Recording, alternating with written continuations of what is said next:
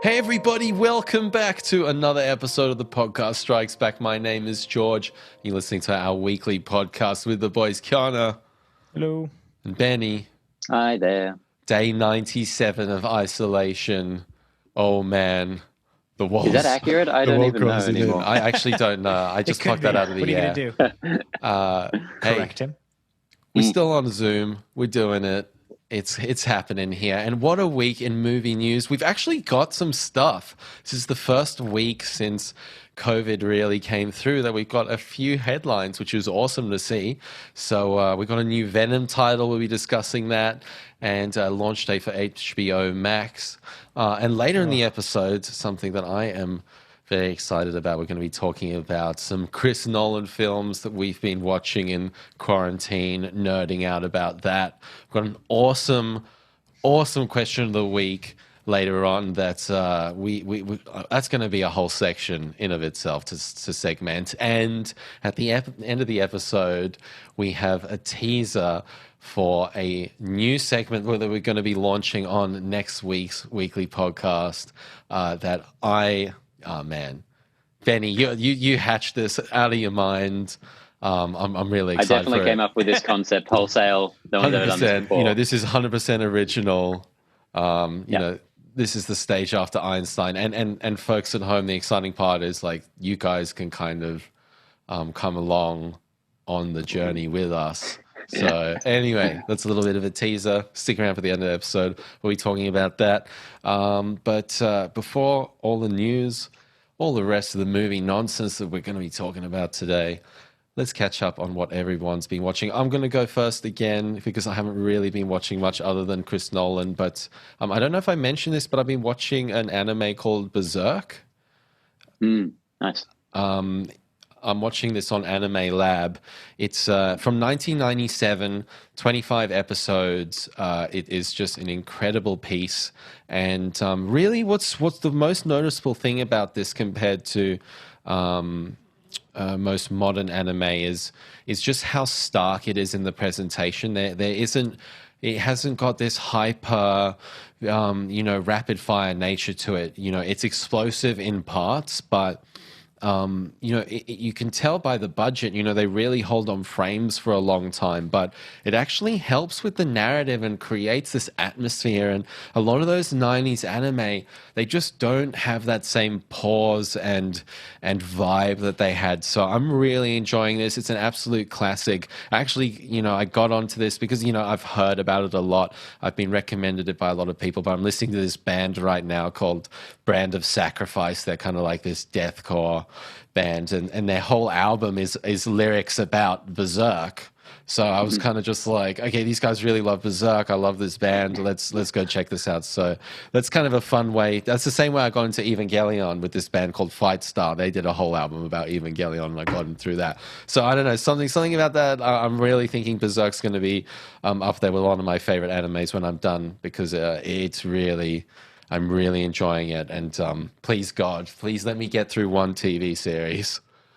It's not up to me, though. It's not up to me. You have to ride this one out, Georgie. I'm very interested to see what you think of it as a whole. Fate. You've watched it, Ben? Yeah. I watched this back in the day when I was getting into anime in my early teens. This is a great one. Very, very interesting one, though. I think it'd be really interesting to maybe do an episode or to hear you guys' thoughts about if people aren't into anime and have never really dipped a toe in, where they should start. Like, what's the... Are you 7 years old? That's the first question. Yeah. Work your way out from Digimon. Bank of anime knowledge backed up in me, but I think that whole episode would me just be going, don't watch anime. I got some intense opinions about that stuff. Yeah, that's me for the week. Connor, what have you been watching, cool. man? Cool. I watched this last week, but I didn't talk about it last week, which was Once Upon a Time in Hollywood. I was very much late to the party. Really late. Really late. And I mean, I'm always a bit reticent to watch those kinds of films, because in this kind of context where I'm late to the party, because I feel like a lot of them get overhyped and they can't possibly live up to the kind of expectation that's been set. And this movie had a little bit of that. I mean, on the whole, I really enjoyed the film. I thought it was really solidly made. It didn't feel like other Tarantino films, though. There's a lot of things about it that just kind of felt a bit like it was still really good, but just didn't have the same kind of Tarantino flavor. But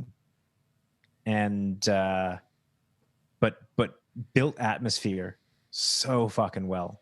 There's like scenes in that I was genuinely terrified, as well as scenes that I was like jumping on the couch, kind of like punching my air and my fist into the air. So I enjoyed that. One scene something I didn't like, which has actually been quite heavily talked about in the press, and that was the portrayal of Bruce Lee, which I kind of get that there's a certain artistic license that creators can take with it. And I fully support if Tarantino felt it was necessary to do that. I'm not going to say that he can't do it or shouldn't do it, but for me, as someone that was like, has always been a fan of Bruce Lee, who's tried to follow his career in and outside of the movie world, it rung untrue in a very odd way. And yeah, I don't know. It didn't make sense to me. Yeah, I guess without knowing Bruce Lee, into the level of depth that I'm not able to really critique that scene accurately. Buddies. Yeah, grab a whiskey with him, with his kid, Brandon Lee. But it's funny, like apparently what would often happen is that people would challenge him on the sets of movies, and he would repeatedly have to say no, because it's not really good to go and start fighting in the middle of sets and that. And he was hounded constantly, apparently, with challengers. I just thought it was very odd that the depiction was the exact opposite, that he was going out and challenging people or something, shit like that. I was like, this just seems odd.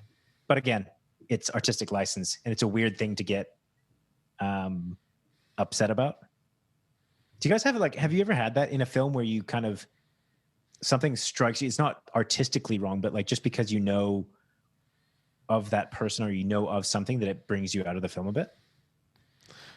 Yeah, I mean, I remember this guy I know, because I used to be really in the audio metal scene and quite entrenched in there. And then like that movie Whiplash came out, and there was a lot of hate in the drummer sphere and the sort of tech metal, really, really proficient drummers, because, they're like, he can't play drums, they can see in the cuts where it's a wide shot of Miles Taylor on the drums. It's if you're aware of those things, you're just like, fuck you, and if that's when you dedicate so much of your passion to it, it's like, that can really tick you off. But for me, Whiplash, and even my knowledge of drums, and like I've recorded drums a shitload and whatnot, and played live and whatnot in a bunch of bands, like I had no problem with the way that was done, and I didn't really, I don't think I knew, and I don't think I noticed, and I don't think I cared. It was about the character and the presentation and stuff. So it's funny, like your life experience and what you're into can really shape how you see a movie, and you can. It's interesting, Connor, you're like, you list off all these things about the movie, but you're like, but wait a second, the thing about Bruce Lee, blah, blah, blah, yeah. I that's, don't like that part. So that's obviously, like the part where they made fun of a guy for like precisely 15 seconds. Yeah. So for you and your personal truths, that's something that really sort of comes to mind with that movie. So it's interesting, like reflecting on those things. Yeah. And I always found that, Bruce Lee stuff a little odd too. I didn't know exactly how I felt about it at the time, but any time it kind of gets in the way, I just remember that I think it was a whiskey commercial or something that they CGI'd him back to life for. I'm like, now that's a disrespectful use of Bruce Lee. This was at least a good movie. Yeah, it's pretty terrifying. That's pretty much all that I've watched from memory. Like, you know, it's the same thing as last week. We've been running through Archer in our spare time. Still love that. I mean, a lot of people shat on that as it progressed into the later episodes, and honestly, I'm still on board. The new season is actually, I think, like halfway through airing at the moment, and I'm super excited for it just because I love their writing. Nice one. Not something I've ever seen, not something I'll ever see. I pray to God I get through Berserk. Listen, just keep it simple. Break it into bite-sized chunks. I'm glad you tell me that now. I appreciate that. Oh, it's that kind of episodic, like, let's get 10 series out of this. Like, it's the worst. For me, it's like shutdown mode. It's funny writing. It's consistent. Like, I can zone out while I watch it. Like at the end of a hard day, I'm like, fuck it, let's just do this. Please, I reckon, God, like, no. For you, scratch my eyes out before I watch that.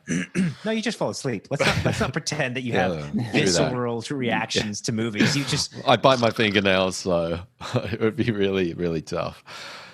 Benny, other than some Chris Nolan flicks, what have you been watching this week, man? So I took a page out of your book, Connor. I've started watching Community again, as you probably gathered from my constantly texting you about it. This is a dangerously rewatchable show because, as we've discussed often, it gets just awful towards the end and in some cases the middle. So I'm well and truly back into it. I'm already into season 3, and I know that I got to jump ship like pretty much as soon as possible because the good days are all done. But my God, when it's firing on all cylinders, it's really one of the best things out there. And man, every member of that cast is so fantastic, but there's just so clearly one who stands head and shoulders above them all, which is, of course, Donald Glover. I feel like for most people, this was their introduction to this amazing dude, and holy crap, he stands out from the very beginning of that show. Yeah, and it's wild to think about, like, you know, it's definitely what made him famous, but how many, like, different facets that guy had. Like, you know, he went from being a writer, and, you know, from all accounts, a pretty good writer, like the sketch comedy, and then actual stand-up comedy, and you know, being a television actor, and then, you know, a rapper, and then, like, you know, whatever he is now, like, just musician in general. Like, his new album came out, and after you texted me, Ben, about his new album, I re-listened to it, and I was like, this man is starting to go up his own ass a little bit. This is getting a bit out there. But which, you know, you can forgive one album like that. But even so, it does speak to a range and a kind of an impressive grasp of just creativity. Yeah, I mean, the dude's a creative genius, honestly. I love following whatever he's doing next. And on that note, I've got to recommend you guys Atlanta. If you haven't seen it, it's such a great show that he kind of wrote and directed and created and starred in. Only heard good things. As I said, let me get through Berserk, dude. Good luck, George, when you jump ship off that. Yeah. And one other thing I watched was a French film from a couple of years back that had been on my list for a while, just because of how amazing I heard it was, which is Holy Motors. I don't know if you guys have heard of it. Yes, I've seen that. You've seen it? Wow. Yeah. That is surprising. Sorry, man, you cut out. Holy Motors? Who? Holy Motors, right. Kind of like a pale sort of grey cover. What? The sort of the green, yeah. The neon green. It does have colors in it, yeah. It's I'm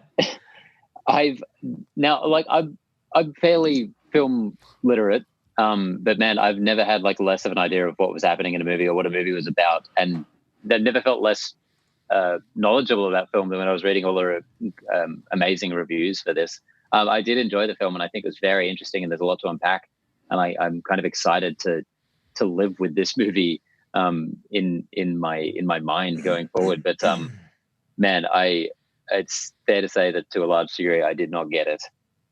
But it was very cool. I remember having the same kind of thing. I saw this like over 5 years ago. And I just remember there's this, isn't there one shot where it just continually tracks in on this window or something? No, I don't think so. Okay. Maybe I'm thinking of something else. 5 years is a long time. Yeah. Might just let that one roll. Yeah. Well, I'm glad you enjoyed it, man. Yeah, it was very interesting. Cool. I definitely haven't seen that. Anything else, Benny? No, that's it for me for the week. Alrighty. Well, listen, guys, before we get into news, I just wanted to say apologies for not getting the first episode of Creators up this week. I got deathly sick on the weekend with food poisoning, and I was just like down and out. I'm only feeling better today. It was been real bad, so it'll be coming out later this week. So look out for that. Benny, why don't we kick off with some news, man? First time in a while. Yeah, so interesting developments this week. I guess almost inevitably, Netflix is officially worth more than Disney right now, based on their total share value and market value. It's kind of insane. Disney Plus has been doing well as well. Sorry, obviously given the current climate, but obviously Disney is just suffering in every other regard. So Netflix has officially overtaken them. Insane, huh? Insane times. You know, Netflix was so... Even when we started this podcast 3 years ago, you know, this Netflix was like an idea, and now it's becoming a phenomenon. I mean, Tiger King has just been that's part of pop culture now. Carol Baskin, all that. I hear it everywhere. So it's insane. Yeah. And, you know, now everyone's talking about this NBA... Chicago Bulls documentary that's come out. So, you know, they just are... I feel like, unlike all the other companies that are producing content, Netflix seem to really have done so much work putting out a lot of junk, but they have taken that data and kind of learnt and reiterated, and I think they're honing in, and they're just producing so much good stuff. A-grade. And crucially, they've just gotten themselves into millions and millions, hundreds of millions of homes around the world. Yeah. I mean, Netflix has done an extraordinary job, but they've not done it like... The success of Disney Plus has been kind of overnight, because they're leveraging an existing brand, and whereas Netflix is kind of like crept into the zeitgeist. Like Netflix is like the Ziploc or the Kleenex. Like it's one of those things that the brand that you associate with the thing. Like Netflix is streaming, right? You say, oh, is it streaming on Netflix? And it could mean fucking anything. Like I'm gonna search, like they got in early enough. Like they were the pioneers, and so they hold so much of the market. But that also given them the chance to like figure everything out and really spend the time and money that is required to build that kind of platform, which I think is going to be the struggle that Disney Plus has, because Disney Plus is trying to come in without that base, and a lot of the learnings that Netflix had to do are going to benefit Disney. But at the same time, it's no surprise that Netflix is hitting its stride now. Just for a quick point of comparison, Netflix currently has 183 million subscribers worldwide, and Disney Plus just hit 50 million during this whole lockdown situation. That's enormous, given how young Disney Plus is. If they actually have the sense to, follow some of the plans that Netflix has set out over the years, the sky is the limit for them. But at this point, they're just not doing it, it seems. Well, I mean, Disney, because if you think about it, Netflix has it has one strategy, and that is to get content in front of faces via its streaming platform. Like that is their one thing, and they're going to be like, we're going to do it really good, and we're going to do it, at 110%. Whereas Disney's like, we've got a strategy for our theatrical releases. We've got a strategy for our streaming releases. We've got a strategy for our theme parks. Like, I mean, inevitably, when you become like that kind of behemoth, there's no way that you can avoid the fact that your attention is going to be split. Like your focus isn't going to be there. There's going to be anchor points in those other departments that are going to, you know, maybe make your life a little bit more difficult. No, we're not going to release the, you know, to directly to streaming. We're going to keep it in cinemas, you know. I'm sure the Disney Plus team were probably pitching to Kevin Feige and everyone, let's get this on Disney Plus. Look how many subscribers. We've done the projections. You know, this is, if we do Black Widow, this is how many subscribers. We're going to be at 75 million, you know. Oh, they would have loved that. And we talked about this last time, right? Like that would have undoubtedly made Disney Plus a more, you know, enticing proposition. But their overall strategy, like that, conflicts with their strategy of their theatrical releases, of their big box office items, which they just are unflinchingly sticking to.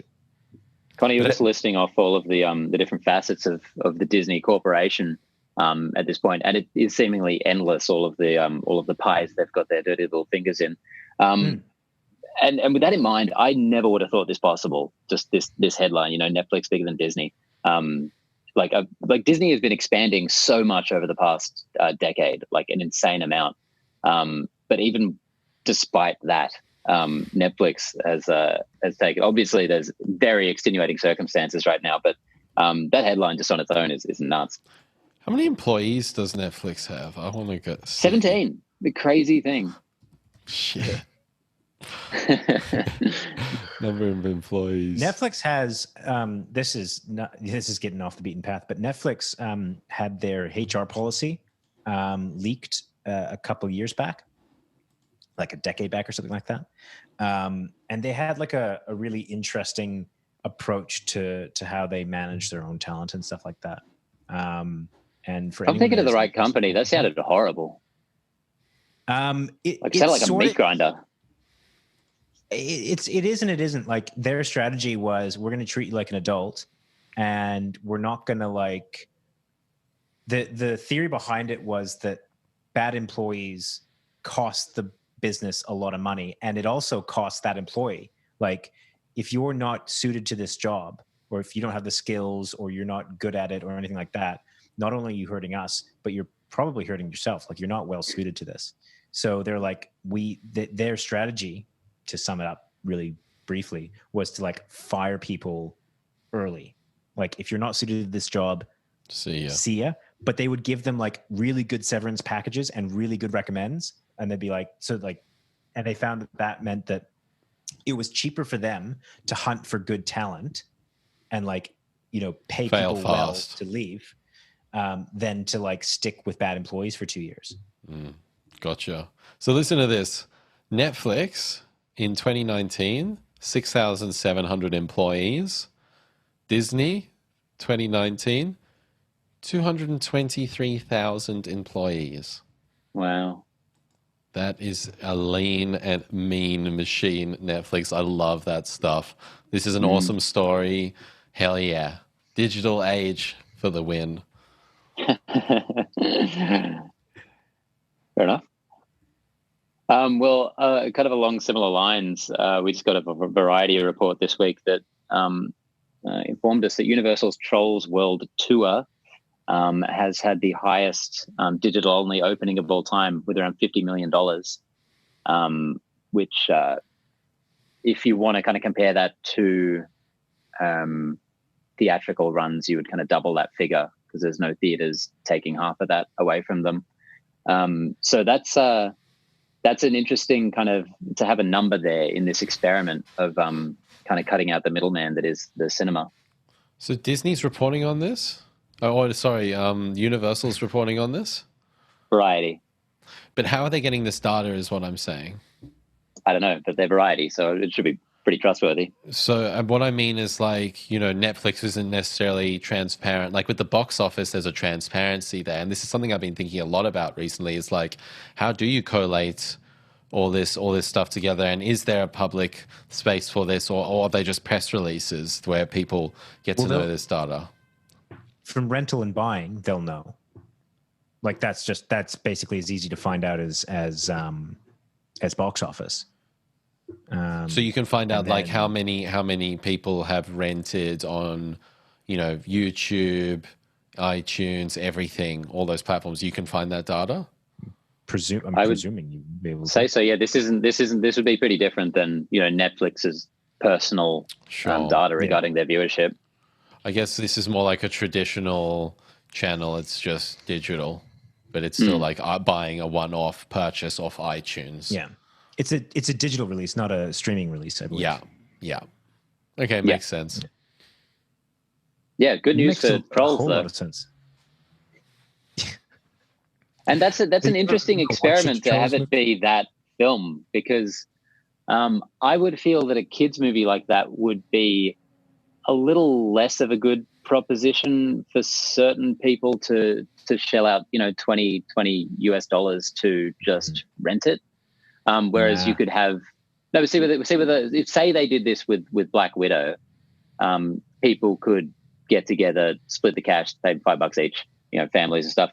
With kids' movies, I would think parents would be less interested in renting a movie for that price rather than buying a movie for that price, so they could just chuck it on for their kids. Because the parents don't want to sit through this either, Yeah, but you have to think, when you got kids, it's like you buy a movie and they will watch that once a night for 16 days straight. But that's what I'm saying, because this is a rental. This is a one view.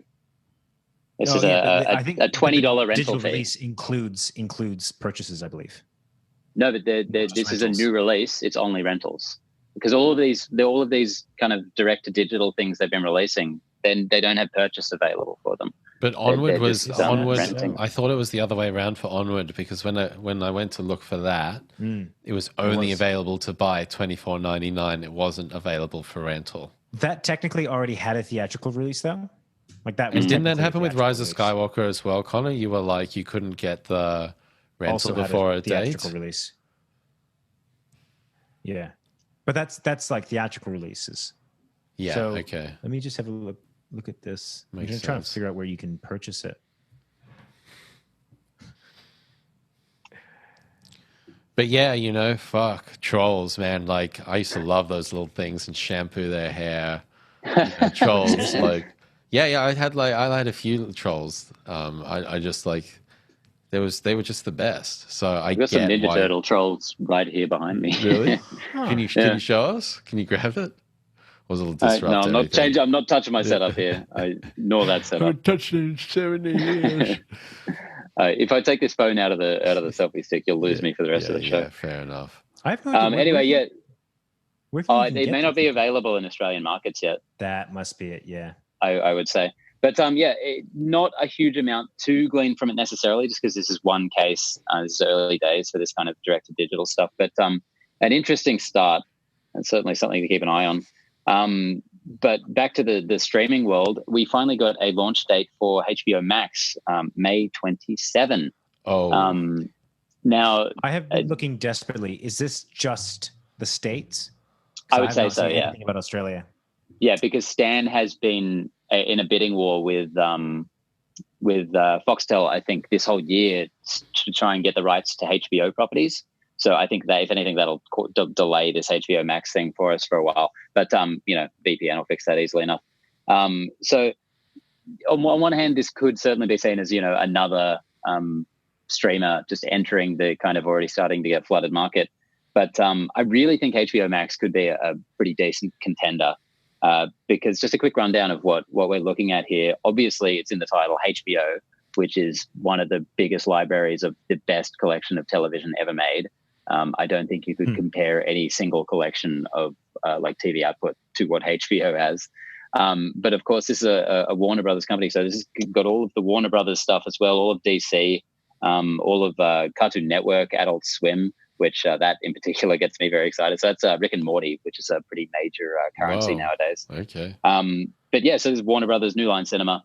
That is a big collection in and of itself. So this will presumably contain... This will have Cartoon Network, and I can go watch like Powerpuff Girls and Dexter's Lab. Sure, I guess so. Sick. But this will also presumably, there were rumors of this, but it surely will consume the DC Universe streaming service as well, because it's got all the DC stuff. I know a couple of their shows that were direct to that will be renewed on HBO Max. So that's a pretty cool library right there. Even if you're talking just HBO, I think once this kind of gets available in Australia, getting that out of the claws of Foxtel will be very enticing for a lot of people. I'm in, man. Like, I'm getting this day one. This launches in Australia. Sign me up. I'm trying Amazon Prime and Stan right now, and I'm underwhelmed. I'm just because of the content, or because of the It's not the UI corner. That's just you. Just everything. I love Amazon Prime just because how cheap it is. It's an experience. You know, when I open my streaming service, I want it to like I'm in a world. You know, take me with you on this journey, and like Disney Plus it doesn't did have a good that. job on that one. Disney Plus had the theater, man. It's well presented. It's you know it's fuck good. all in it, but yeah, I mean the Vader saga. You know, it's like what was it? It's like the Star Wars movies, and it's like all the Star Wars movies, and then it's like the Vader saga, and it's like every Star Wars movie and Rogue One. That honestly, or the 9 movies and Rogue One. I'm like, guys, like you can only group them up so many times. Like animated, live action, like fair enough, and then but then they would like do it like you'd see the same title in 3 different lists right next to each other, and you're like, the fuck, like you just clearly don't have enough to make this many lists. I think more than anything, my anxiety that I don't have access to watch Watchmen, the TV series. Like, even though I'm not going to watch it, the fact that I can't watch it right now gives me anxiety. So, well, that's what such a leg up for this platform is that most people, especially people our age in Australia, have no interest in signing up for Foxtel. That being said, this one does look like it's going to have a pretty steep price. It's $14.95 USD. So that is more expensive than anything we'd currently be signed up to now, I would say. It's that HBO premium pricing. That's it. Finally, a premium pricing streaming service. I've been waiting 2 years for this shit. If there is any streaming service that you know, I think, let's say, deserves to have a premium put on it, it's probably HBO. The DC Universe. TV, it's HBO. The DC Universe? What's right that? Off, the premium pricing of the DC Universe. I honestly don't know how you thought that was going to happen. What? What just happened? I was just shit came full circle. Remembering that and wondering how you ever thought that the DC it happened, man. Was going to be like $25. What's on? This is going to be $22, and what's on it? The DC Universe, baby. Premium pricing. Premium pricing, baby. This is playing the long game. The chips fall where they fall, my friend. I mean, if you think about it, my streaming bill is pretty premium. If you just add up everything and then like look at this premium pricing for all this content. Good stuff. Oh well, HBO Max. Honestly, Foxtel can go fuck itself. And everyone, yes, Trent Reznor fans out there, go listen to this great interview. This Aussie guy, he's called Gold Baby or something. He did an interview with Atticus Ross and Trent Reznor. Awesome stuff. Awesome stuff. Trent Reznor looks like he's aged 10 years. So it's awesome. Have you listened to his new album?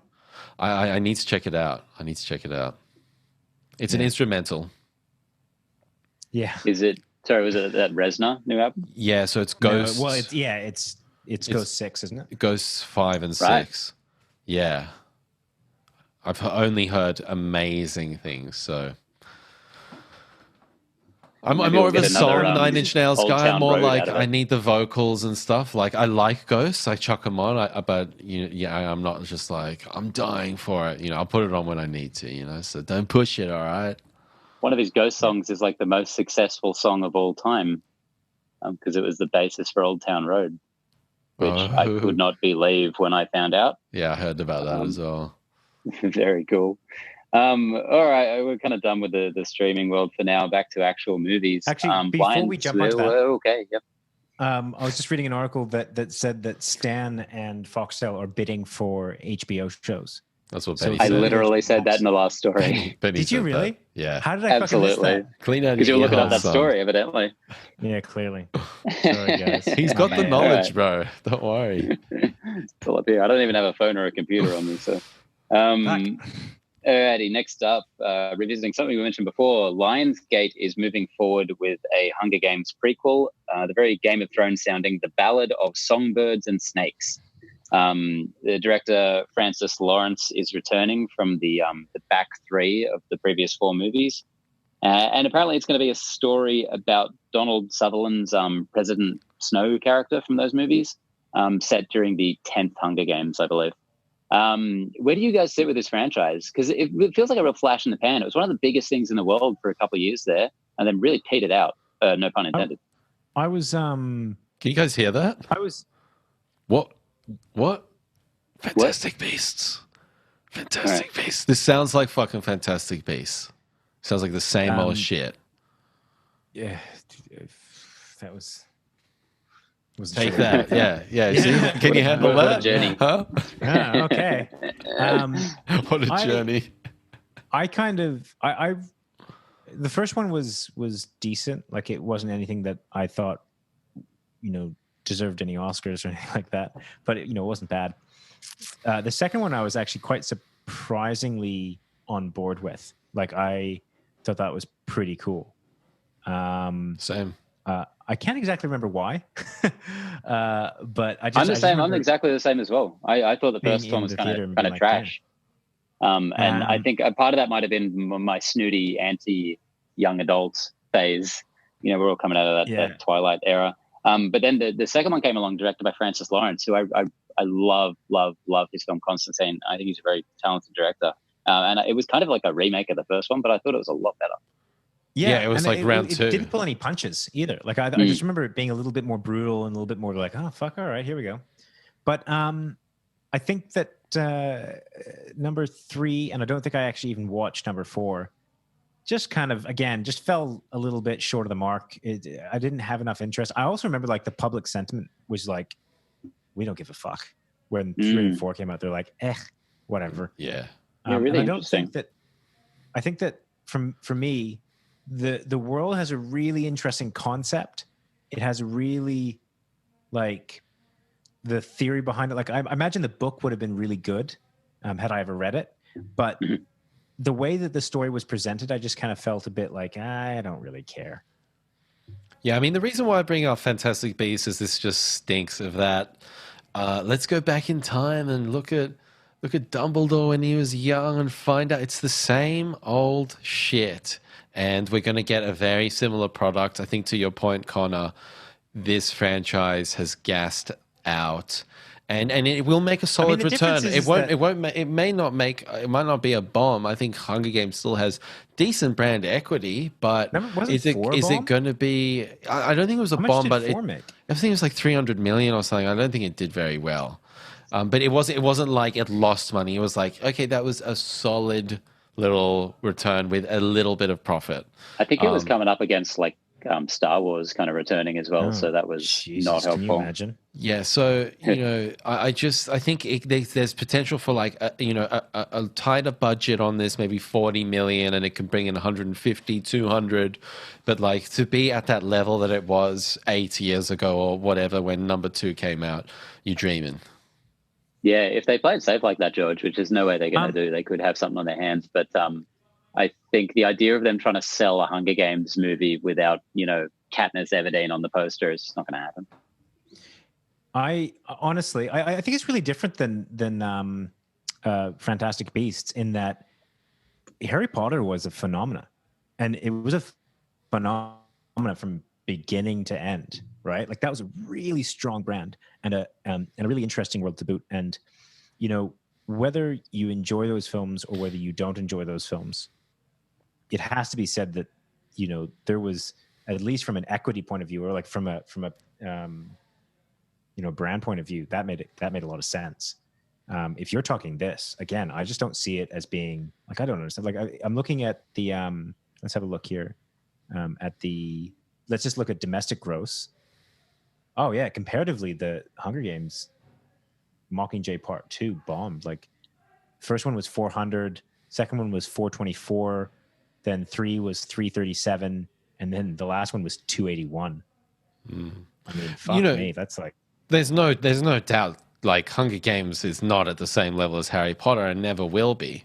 There's no doubt about that. But I think the comparison I'm making here is like, old dude, part of a big infrastructure. Let's go back in time to when he was young, in his mid-20s, in his early 30s, and let's explore that path. It's the same. It's the same, and that's exactly what they did in and what they're doing in Fantastic Beasts with Dumbledore. And now the next movie is supposedly going to focus even more on Dumbledore. So Not it's to the mention same. Bringing back the same director from the previous And series that's David to do the Yates prequel. came back. It's the same. It's very, very similar. I hate to harp on this, but I find it to be so much difference because, like, if you look at the books and you look at like what they left out of the original trilogy, there's a lot of stuff to explore. And I was actually thinking about this the other day, in why, like, I was being overly optimistic about the Dumbledore series or the Redmond series, whatever, the Fantastic Beasts.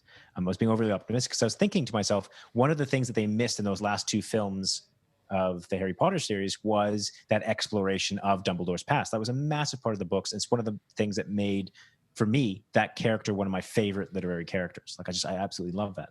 And they completely missed that in the films. So this is kind of an opportunity for them to potentially rectify that, to kind of explore that story that they missed out on the other movies.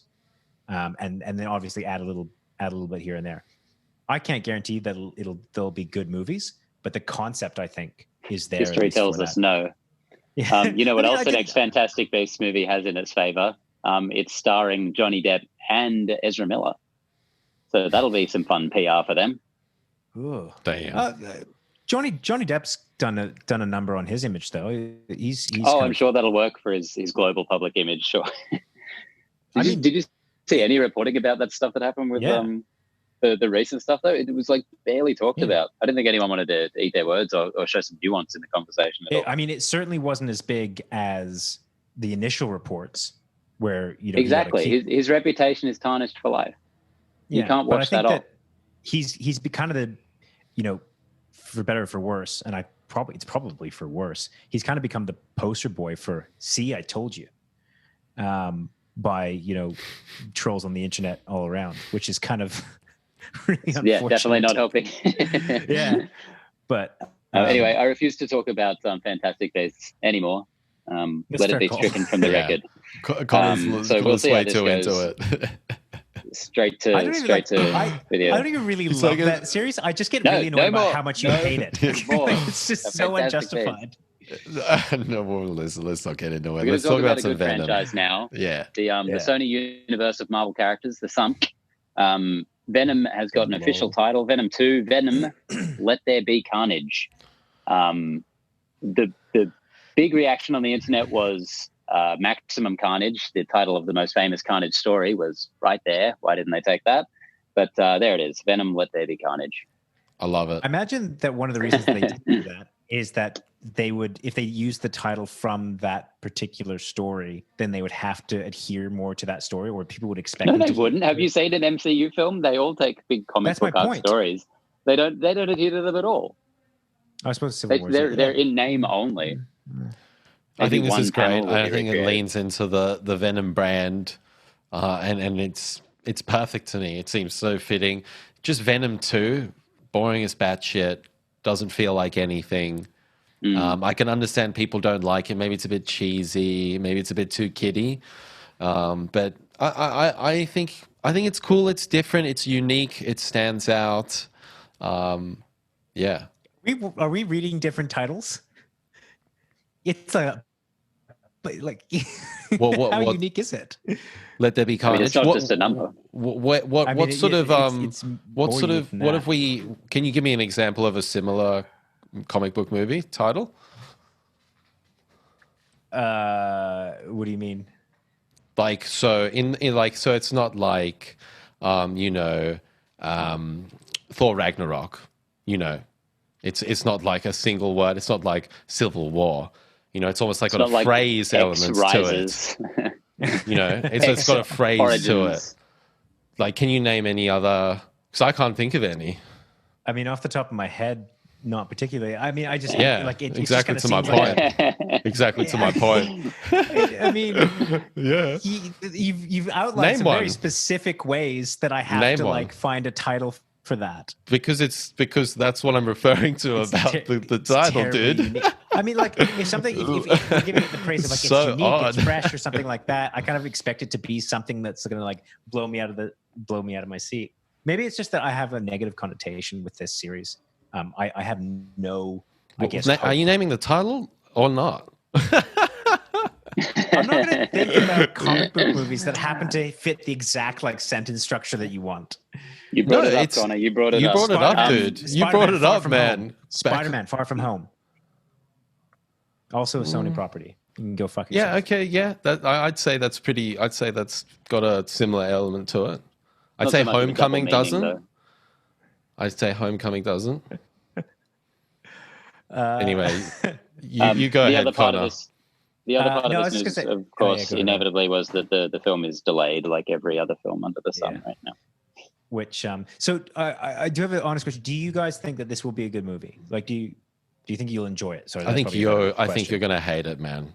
I think this is going to tear your hair out. It, yeah. There's little hope for me, which actually probably puts me in a better position than either of you, because if it's half decent, I'll fucking love it.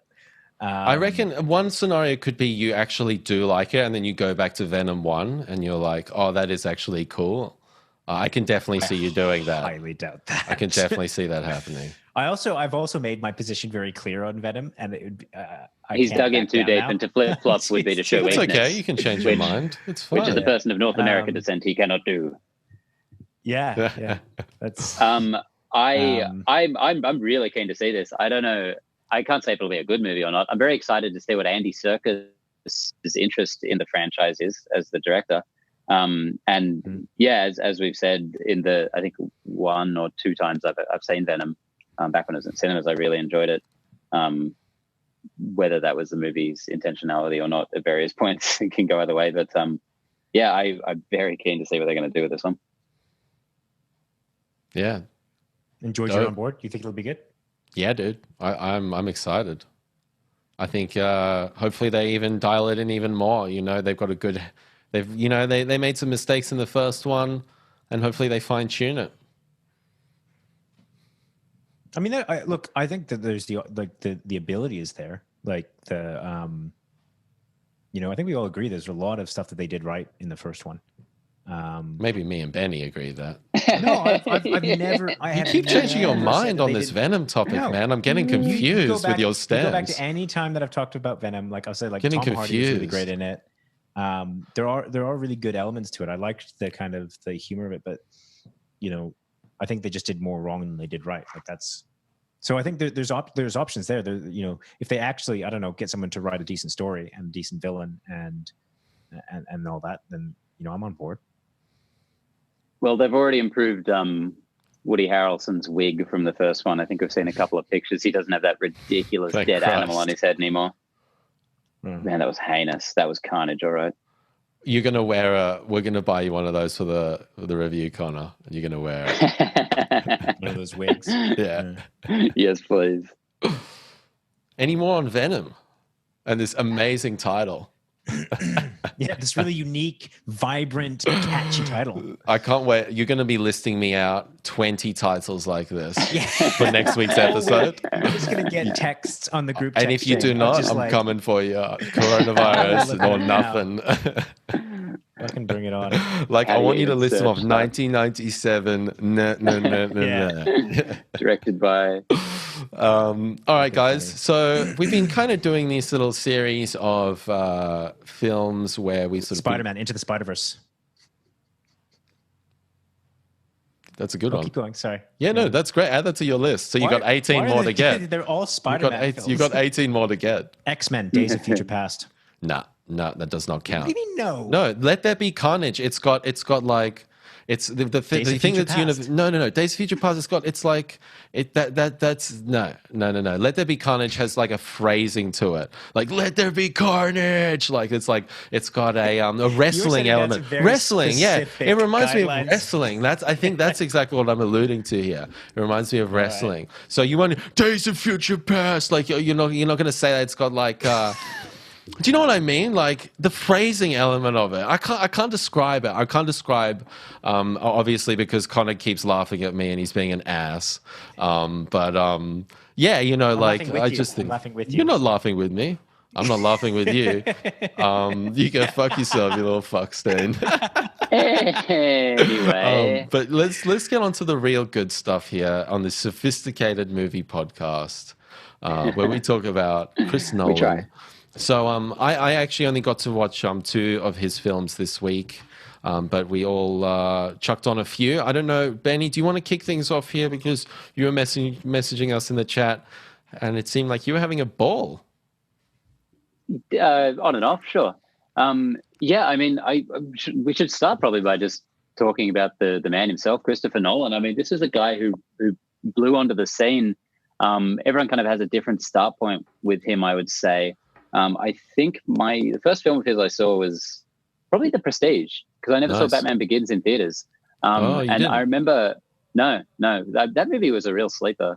And I remember kind of seeing this really, it felt different, you know, it felt like, you know, I was quite young at the time, but it felt mature and grown up, like this movie kind of not based on anything, that had fantastical elements to it, that was just incredibly, you know, it had a really interesting kind of mystery going on in it, all kind of hallmarks of his films. And then as he kind of started hitting it big with his Batman movies and especially Inception, his name just became synonymous with, I think, like cinematic quality, like grown-up films, even if he's making a goddamn Batman movie. And then I would say in more recent years, after we'd all fallen in love with him, a lot of us had to unfortunately sort of fall a little bit out of love with him, and see that he was not God, in fact, but just a man, which was a real bummer, I think, for a lot of us. Georgie, we had a review show years ago, back when The Dark Knight Rises came out. That was one of the few shows we actually reviewed back then. One of the few movies we reviewed back then. And I remember that. Good times. No, don't look it up. And having a think, having to think of Nolan in that way, that was tough times. So yeah, I wanted to kind of reassess how I felt about this guy by picking a few movies. The first one I decided to watch was Inception, because where else are you going to start but what is probably his biggest kind of, his most him movie, I feel, in a lot of ways. I mean, this is the goddamn reason I'll jump onto the train. That was my first watch as well. Yeah, and I've been meaning to watch this all through this quarantine, actually. I think that's what kicked off this topic. And man, what a fantastic film. This is going to be the film that he's known for. I feel like, Yeah. and this for me is his best film. I truly, this film, I didn't get to watch it this week, unfortunately, but you guys tell me, it is one of those films that in my mind stays so cutting edge while still having that analog tendencies to give it that timeless feel. So I think this is not going to age. It's going to be like the Kubrickian, it doesn't age. Well, it kind of is a perfect example of all his different kind of techniques and skills. And I was listening to an interview that he did, and where he talks about the main components of his filmmaking.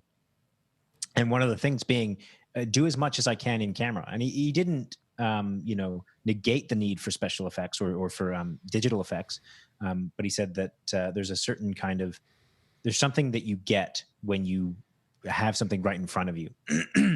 And, if you look at something like, any of his films really, but Inception, it's like some of that stuff is just, it almost beggars belief. Like it doesn't look like it should be able to be in camera, but it looks so good and it has to be in camera. And that obviously how he, filmed it, particularly that, the hallway scene in that.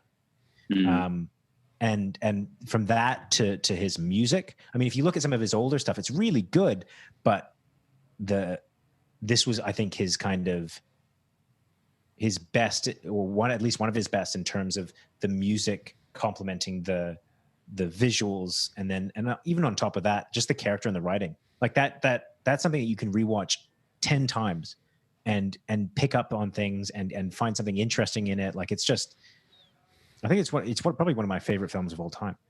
Yeah, and Hans Zimmer's work you just mentioned on this film makes it feel almost like an opera. Like, I feel like you could watch this movie with a good sound system and just have the dialogue cut out, and it would be every bit as impactful. As someone who's already seen the film, just amazing stuff. And yeah, what you're saying about him putting stuff in front of the camera, on the day, that really does make all of the difference. Because you could have a well choreographed hallway fight scene that's got a bit more CG involved or something, CG humans, and even if you couldn't notice it necessarily, you'd feel it. And obviously you're watching a movie where nothing is real, and there's like nothing happening in this movie is real, but it feels real. Something so palpable about it. Yeah. And it's also one of his hallmarks in this is just a bunch of like really serious men standing around talking exposition for at least half of the movie, like all throughout, like so much of it. And it's just so engaging. His ability to make that work that well is he's a bit like Tarantino in that way. Like, when he writes dialogue and he shoots dialogue, it's interesting. Like, you don't care that you've just sat around and watched a scene that is just two people talking to each other, explaining what's going on.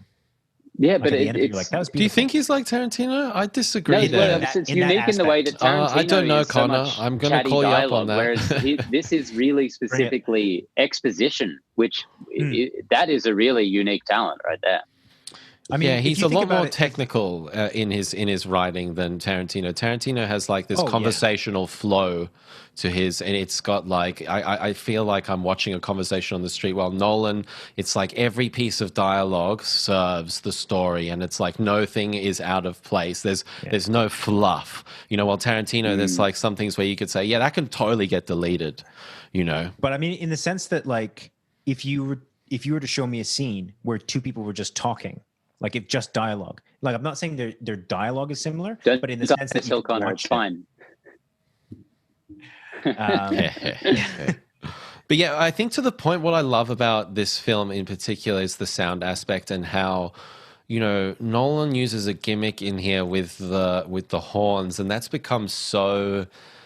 It's just become so ingrained in pop culture, especially around from sort of 2010 to 2015 even, that those horns were in every single trailer you would see. And that really came organically through the story. Like, this song, Nolan obviously came up with this amazing concept of the slow cellos and the song slowing down, and through the different dream sequences, and it's really just like quite an incredible concept that's sort of spiraled into this insane pop culture reference. Quite interesting how those things, like, nobody meant that to happen, it just happened.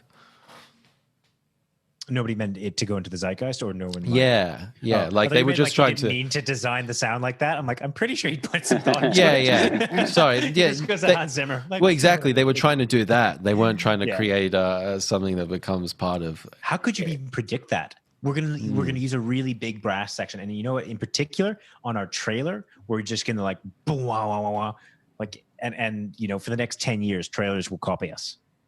That's the other thing about this movie that's so amazing, and why it shouldn't exist is because, well, it shouldn't exist because, Nolan just was coming off the incredible success of The Dark Knight, something they couldn't have necessarily predicted. That movie was lightning in a bottle due to obviously horrible circumstances, but that really helped propel it into just the zeitgeist, as we said.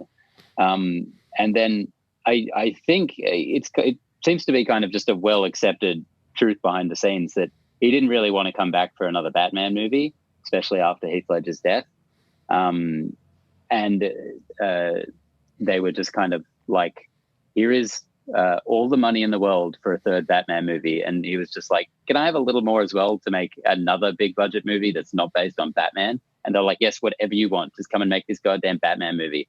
So he got, hundreds of millions of dollars, whatever Carte blanche. To make something not based on anything, this complete unknown quantity that, if you guys remember the trailers, none of us had any idea what this thing was until it was in cinemas, which was such an amazing feeling and a big part of why this caught on so much, I imagine. And it looks so incredible. Like everyone was just chomping at the bit for this one. And this is something that has occurred to me in revisiting a couple of his films. I focused a little bit earlier on in his career, but what other sort of franchise director? I don't know. I feel like Nolan has paced himself nicely through his career, and he could have maybe gone 1, 2, 3, Batman Begins, Dark Knight Rises, and then moved into his own projects. But each one of those was bookended, had a sandwich, a film in between. There was The Prestige, and there was Inception, and he got to get his creative juices flowing, do his own thing, and do something different. And I think that has been a testament to how much he is a true artist, in that he's got something in his gut that's telling him to do something, and he's following that. And I think that's what I love about this guy. And say what you will, yes, some of his films are varying quality, but I really find Chris Nolan quite an inspiring chap. I have to say that, my general thought on whenever anyone brings up kind of Chris Nolan, I kind of roll my eyes a bit because whenever the question is asked, oh, who should direct X or Y or anything, people are like, oh, Chris Nolan. I'm like, ugh, nah. Like he's just kind of become the everyman's great director. But I mean, when you watch he's stuff the DCEU of directors, other than Zack Snyder. Yeah. He's dark and gritty, serious. But anytime that you watch something like Inception, you're like, oh God, like all the credit this guy gets, you see why. Because when he's firing on all cylinders, when he's not, constrained by doing a movie that he doesn't want to do or anything like that, fuck, he's good. And even for the movies that some people think are bad or less good, I suppose, there are always things in those films that shine, that are still really good. We'll get into that. Georgie, what did you start up with? So I chucked on Chris Nolan's third feature, Insomnia, this week. A film that I watched this yesterday. Nice one. One I haven't seen in a long time, I'd say 5+ years. Al Pacino, Robin Williams, and Hilary Swank in here, creating quite a dynamic set of characters. What I really loved about rewatching this film, and this was definitely the most I've enjoyed this film. In the past, I've appreciated. I thought this is cool. We're seeing Chris Nolan develop on a journey, but I've never really thought it was that strong of a piece. And this time, man, I really connected with Insomnia, and just these two. This two-hander of Al Pacino and Robin Williams playing off each other. And the gray area, it's such a there's no polar opposites in terms of the protagonist and the antagonist in this.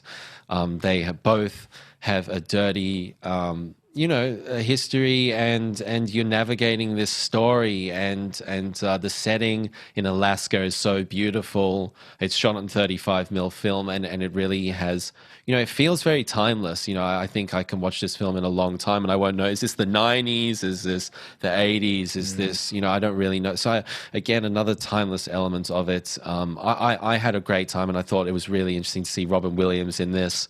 Benny, what are your initial thoughts on revisiting Insomnia? Well, that's an interesting point you bring up about its timelessness, because it's the first time I've seen it. And this film is 18 years old at this point. And to be fair, I was watching a really high quality version of it, like a Blu-ray copy. But I just couldn't believe that this movie was shot in like 2002. Like a lot of films from that era have dated very badly, whether it be fashion or overreaching CGI. But this movie, this could be a modern movie, except that, well, except for a couple of things. But oh, morbid. Yeah, well, what really stood out about it was just how handsomely directed it was. It reminded me of the first time I saw a Villeneuve film, which was Prisoners, which is kind of a similar sort of procedural mystery kind of thing. And just how, like, really wonderfully technically put together it was. It's funny that you mentioned that, Ben, because whenever I watch a Nolan film, or for that matter, a Villeneuve film, that's the exact impression that I get. I always feel that Villeneuve is kind of taking what I feel is the best of Nolan in his work, and I think there's a lot of similarities when you look at some of these movies, like the use of score. I think both Villeneuve and Nolan do a really good job of building up suspense and the visual excellence in the cinematography and everything. All spot on. Yeah. So I think that, I mean, for me, Villeneuve is probably one of, if not my favorite director. So, I mean, yeah. I think what I kind of went in a different direction with Insomnia was I found it to be a lot more narratively interesting than I expected, given what happens early on in the story, and the way that creates this relationship between Robin Williams and Al Pacino's characters. That was really different than your kind of standard, cops trying to solve a murder story. But it didn't really jump out at me too much other than that. It reminds me of kind of how you described it, Georgie, your first few viewings. So maybe it'll grow better with time. But just this film was a remake. I know I haven't seen the original, but I felt the Insomnia aspect of it, the whole title thing, was not all, like, they didn't play it up as much as they could have maybe. It was just sort of a thing that was happening to Al Pacino. It wouldn't have made any difference, I feel, if it wasn't there. Maybe one crucial moment early on. Completely agree. Completely agree. And that was always something that's felt a bit odd to me in the past, but I thought actually those scenes are cool. Yeah. I actually quite enjoyed those scenes where he's trying to cover up the window and yeah, this situation a little unfolding. More of kind of cartoony Al Pacino though, because when the movie started, I was like, wow, he's not yelling at all. He's doing a really good performance. But then as it's getting on, he's turning into like a sleepy grandpa and snapping at people. I'm like, okay, there's Al Pacino. There we go. But he held it together quite well, I thought. Yeah, definitely. I think the only thing about this film is maybe narratively unsatisfying in the end. I think it kind of just ends, and I think the core. Wow, yeah. I mean, it just ends, and it's like and then like the Radiohead song comes in, and it's like, what the fuck? I literally said it, not in like a really bad way, but I literally said, "Oh, is that it?" Like, not in the kind of way where you're like, "Is that it?" But I was like, "Oh shit!" I was expecting a little more of an epilogue there. Yeah, and I think that was a testament to the fact that the narrative where it ends up isn't really that interesting. It's about the sort of meat of the sort of first 3/4 of this film with these two characters kind of dancing around each other. That's the interesting part of this film, and luckily it doesn't overstay its welcome, and it ends fine. It's fine, but it's interesting to see Nolan kind of adapting another person's work and adding his own spin onto it, and work up to a bigger budget from Memento. I really had a good time, and I think this was the best viewing I've ever had of Insomnia. It's definitely, just from a directing standpoint, really outstanding. The scene where he's going crazy and the fan is going and all the sound effects going on in the office. That was really effectively directed. It's intense, yeah. Awesome stuff. Connor, you watched another one? I watched Memento. Cool. For me, this is his first film. Well, it isn't. Yeah, I know. I mean, that's why I said for me, it's his first film, because I can't be bothered. What is his other ones? Following. How dare you? How dare you? I've never seen it. I don't give a shit about it. Anyways, this is kind of. This is by far, I think, his most unique and interesting film. It's like watching. You can never recreate it, right? Like it's such a divisive gimmick, or not a divisive, sorry, decisive gimmick, right? But it is so effective. And I don't know of any movie that has tried to do something quite like that while also maintaining some level of like cohesion. Like there's lots of movies that go really kind of spectacularly all over the place, and they kind of play with linearity and then they just become a jumbled mess. Whereas this one, for as much as it, moved around, it managed to keep your interest. Like there's some cohesion, like which I thought was just really spectacular. It's got a hell of a punchline too. Yeah, and it doesn't feel like gotcha, which some movies do. Like they're building up to have that twist, whereas this one felt really like it earned the twist. And it's really a hallmark of another one of Nolan's, no pun intended, tenets. But the fact that it feels like the movie would hold together really well were it not played backwards. Like if this was a straightforward movie, it'd probably be pretty decent still, and very well made. And there's a version of that on the DVD, I believe, on one of the versions that got released. Very interested a while ago. To see that, yeah. But then with Nolan adding in this playing with time that he loves to do, it really turns it into something special. And what a great second feature for a director. Like what an amazing way to grab people's attention and say this guy's arrived on the scene. Yeah, what a great cast, man. Like good cast, and honestly, the thing that I'm really impressed with is the gimmick is not just a gimmick. Like there's a reason behind it. Like kind of going into this guy's mind and trying to decipher what's going on with no real context as to where he is or how he got there. That kind of stuff, I think, is so fucking fascinating. And I think that I love it when everything kind of comes together like that. Again, like it's not just a gimmick for the sake of being gimmicky or pushing the envelope. There's a reason behind it. Yeah, it really puts you into the character's shoes, and you really are on this journey with Guy Pearce. And that narrative technique or that editing technique that he uses is so powerful and really, really just discombobulating at the beginning, and then you gradually kind of start getting into these cycles and you're like, oh okay, yeah. And with it ends and you sort of, that meets back in that bit that previously happened. And I think that what's interesting about this is there's a really good video of Chris Nolan on a chalkboard explling how the mechanism works. As a horseshoe. But he wrote it, supposedly how he said front to back. He obviously devised this system that would maybe lead to these results where you feel like you have memory loss, so you feel like Guy Pearce's character. But supposedly he said he wrote it top to bottom because it does have a beginning, middle, and an end in with that strange out of loop time sequence. So I wonder, to your point, Benny, would this still be as great a film if it was put in the correct order? I'd be so interested to see what that experience would be like. Yeah, I think it would have much less of a hook and less of a punch, but I think it would really hold together as a very clearly, competently made film as well. I think if that were the case, we'd probably be talking about maybe Insomnia, more likely Batman Begins as his real first success. It wouldn't be the movie that has kind of, or it wouldn't be viewed in the same way it is viewed now. Like it would be a good film.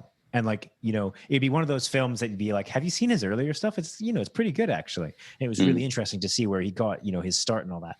Whereas this one, it's kind of like coming relatively close to out of the gate with this is that's pretty damn impressive. It's got that perfect you want to tell your friends about it thing to it. Yeah. And I think I love the concept of seeing the guy that did Inception having this be in terms of his actual skill in creating a film is obviously really not as polished. Like it's pre, crisp Nolan, but just to see that kind of raw creativity and raw storytelling. What have I said? Crisp Nolan. I want that to be his name now. Directed by Crisp Nolan. This little chip with Chris Nolan's face on it. I didn't even think about that. Yeah. Can we please make that a meme? Yeah. Crispy Nolan. Nah, don't. It was Chris Nolan was good, dude. So that's my number 2. I guess we're on to. Well, Ben, you've already done your Insomnia was your number 2, right? Yeah. So is it up to me? Back to you, Judge. Judge. And you, Judge. So you first used to diss my opinions on the Venom title. Now you call me Judge. It's an assault. I'm just there's 2 strikes down, dude. I can't even remember your name. So I really wanted a lot of. Sorry, before we go on? Well, I've been watching. It's some shitty TV American show. No. Like, come on, I hear it every Callen. week, dude. Do you know Brian? You watch Fighter and the Kid. Yeah, he's funny.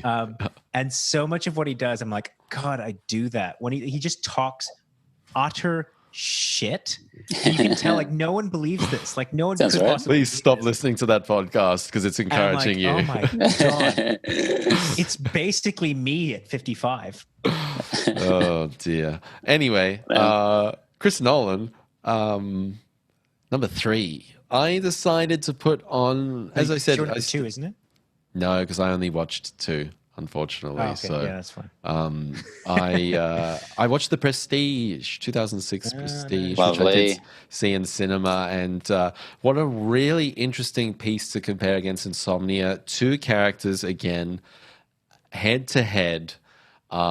Dancing around each other, but and trying to one up each other, trying to stay one step ahead of each other. There's quite a lot of parallels between these 2 films, but The Prestige is on paper. You show somebody, maybe a poster or a screenshot of The Prestige, or a period piece.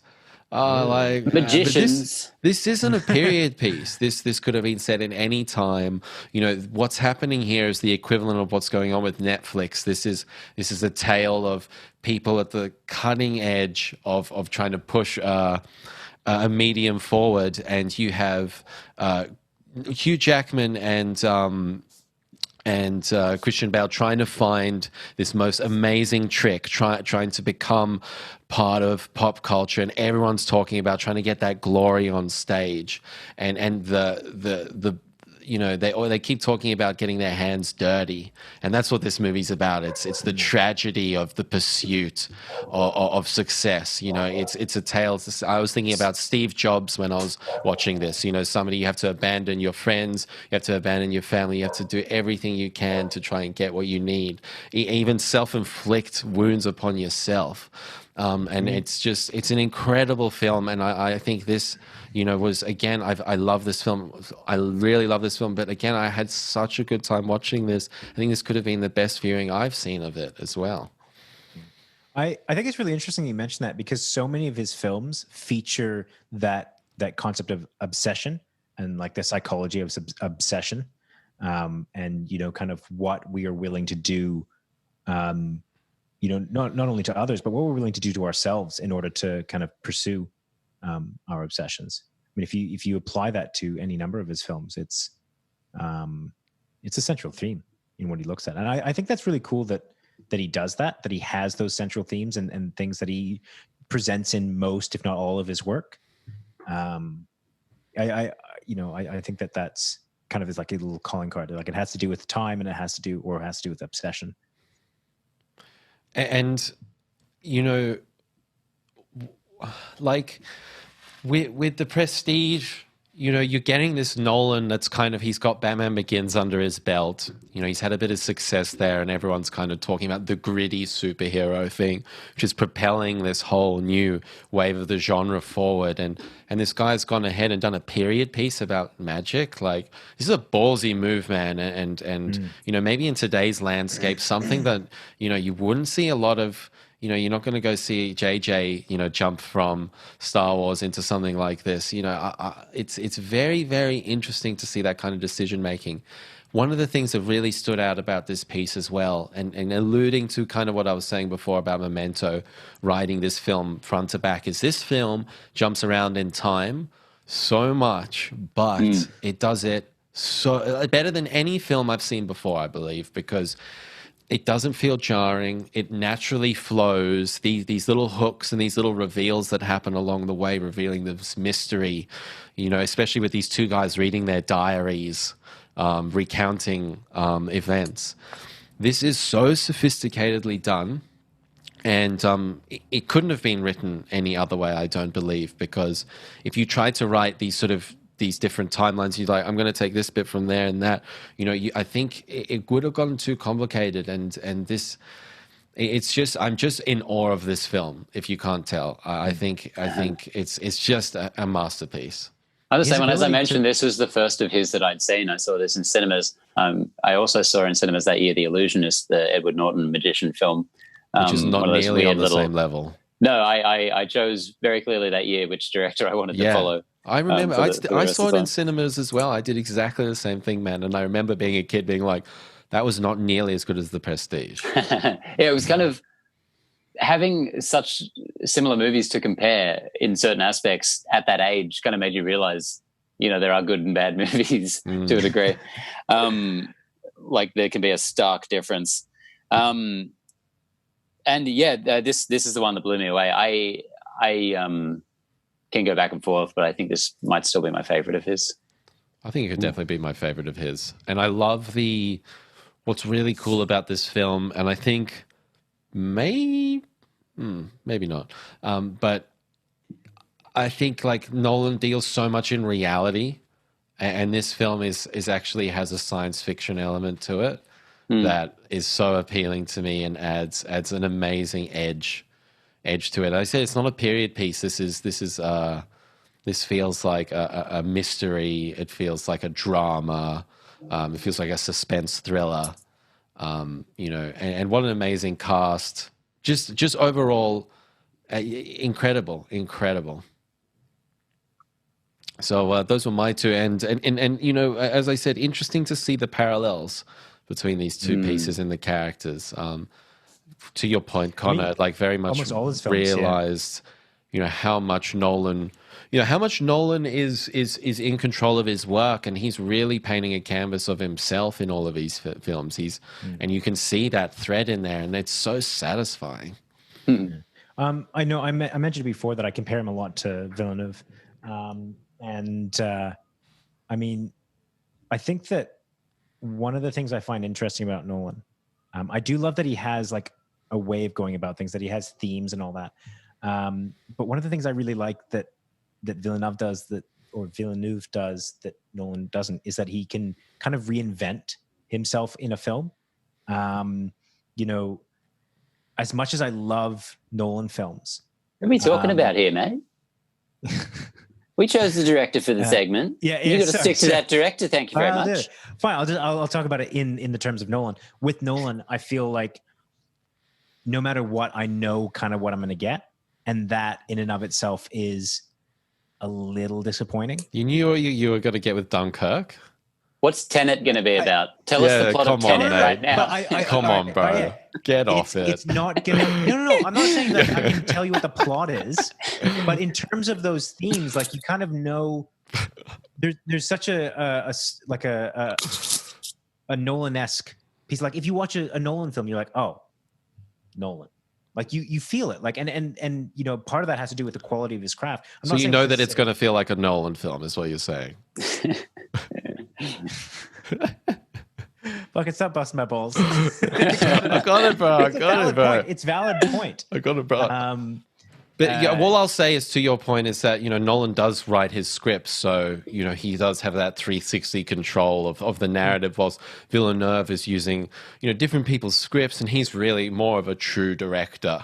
It seems like Nolan's he's like a producer director. Yeah. He's like got the everything vision in his head, and he's like, I need it to get from here, and I need to have it there now. And I mean, I'm not saying that to shit on Nolan. I'm just saying that, like, I'm just curious to see what would happen if he... I mean, there are examples of where he does branch out, and he's really good at it. But I almost want more variety in his work. Because if you look at Tenet and even Dunkirk, like, there's the concepts of time, very similar in the time themes throughout the... I mean, this kind of... I might as well jump ahead, because... Do we finish with your picks, George? Yep. Is it Ben next? Oh, we can go Ben next. But I was just going to say, there's lots of really like connecting themes throughout all of them. Yeah, you can go ahead, Ben. I'm all over the place. Pissing Yeah, Danny off, let's go to where the to the love affair started showing some major cracks. I decided to check on the Dark Knight Rises, a film which I have not seen since I saw it in cinemas, maybe a second time. And I was really interested to watch this movie again because I thought all these years later, after all of this talking about it, arguing about it, to watch it again with the weight of expectation completely removed from the film that followed, The Dark Knight, often cited as the greatest comic book superhero movie ever made. I thought I would probably enjoy it a lot more. And a funny thing happened. I liked it a lot less than the other times I'd seen it. I I can so see this happening. Really disliked this movie on this viewing. I think it is such a mess, and just as I kind of alluded to earlier, feels like a film that he did not have interest in making. Were there parts that you liked? Like, were there things about it that you enjoyed? Not sincerely, no. I find Bane to be so hilarious after all these years of quoting his funny little voice and lines. I really enjoy him. The first scene is cool. That's the only good part of this. It's amazing. It's amazing. That's the only good part of this film. And Christian Bale, honestly, I can't handle his Batman voice anymore. And maybe that's just Pete Holmes's Badman videos. It's probably a big part of it. Funny. But I think he's so ridiculous to the point where I'd be worried about going back and watching the other two as well, because just the look on his face and that stupid voice, I don't know if I could handle it. I actually found him worse than Bane in this one. But yeah, this movie's just such a mess, tonally, narratively. It makes so little sense. Makes so little sense. It's hard to know what they were even going for. It's campy, but super self-serious at the same time. It was just bewildering, not in the same way that the first time I saw it was, which is like pulling my hair out, like, what is happening with this movie? How could this have happened from Nolan? Just in a weirdly low-key disappointment of watching a movie you thought you might like a little more this time. You've almost set yourself up for failure because you're kind of low-key being like, oh, I'll enjoy it more because, I don't expect anything, and thereby giving some level of expectation. Well, all of the parts that I have come to kind of like about it over the years, not as in a good film kind of way, just, I enjoy quoting Bane and, there's some funny stuff in it. I forgot just how fucking long it is and how much other stuff there is in it that I had to get through. Look, I'll say it's quite watchable. For a 2-hour, 45-minute movie, Jesus. I don't think it drags on too bad. But at the same time, I think it has 21 minutes of Batman in it, which is amazing. Wow. Yeah, I really, really do not like this film, and it makes me judge Nolan as a director. It makes me judge his other films a little bit. There's a couple of scenes that I remember being good and some things that I remember being really bad. Like one of them was the bike chase scene, where, I think he's in the tunnel and he's weaving through, and I actually really enjoyed that. Just like the music. So you know what's really funny about that scene? You know it has in common with another really good movie, being Hobbs and Shaw, is they both have this scene where they specifically state an amount of time that they have for something. In both cases, like 8 minutes, 10 minutes, whatever. And then within that time frame, like that they lay out for you, you go completely from day to night. I think it's the other way around, maybe in Hobbs and Shaw, but you go completely in that within less than 10 minutes that they say it is. In The Dark Knight Rises, it's really startling. And I hate to nitpick the movie this much because there is so much more broadly wrong with it. But in that tunnel scene, he goes in the tunnel and it is day when he's leaving that Wall Street sort of area, and it is the dead of night when he comes out the other end. It is so baffling. It's so weird for a director who is so heavily based in precision and, putting things in front of the camera because he has such a clear idea of the film before he ever has to film it. It's really weird. But that's probably what happened with Nolan is he was like, it was shot, that's what it looked like on the day, and that's what's going to be in the edit. Maybe somebody would have said, "Hey, Chris, let's nudge this down. Let's do some visual effects and make this look like nighttime." Because when you do see those shots at nighttime, especially in helicopter shots, those are often shot in day and then post production graded down to look like night. But maybe Nolan's sense. Like, nah. I would say if he was making a good film, then sure, maybe people wouldn't have noticed. But because it's right after he robs the stock exchange, right? Yeah. training doesn't end until fucking 4 or something. So what is he just like sat around for 4 hours and be like, oh, it's getting dark out, we better go. But then that's what I said. They specifically say 8 minutes. There's a counter timing, the timer counting down during the scene. It's so weird. Dumb. I really don't want to watch that movie again. Yeah, I don't know why I did it. I'm never watching it again. Zero desire to return to that. Did it make you want to return back to Batman Begins and The Dark Knight, Benny? Not really, no. I still think they're probably really great. I don't like Christian Bale that much as Batman. And in a Batman movie, that's kind of a big deal. I guess I'm so hyped up on Robert Pattinson in the Batman, which, could go any which way. But I hate that Batsuit in The Dark Knight Rises. I've never hated it this much before. I've had my problems with it, but looking at it this time, it's just like this weird tactical I can't remember it. RoboCop reboot, every other fucking military grade suit that everyone has.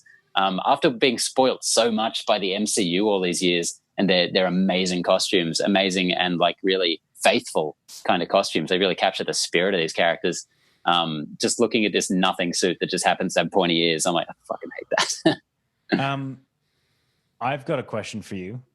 Was all the Catwoman stuff as bad as I remember? I didn't like it, no. Because like I said about there being all these campy elements, like Anne Hathaway was quite over the top in this movie, but it doesn't really suit the super serious, gritty Chicago Gotham that's going on here. I think she'd be a great Catwoman under other circumstances, but this wasn't really working for me here.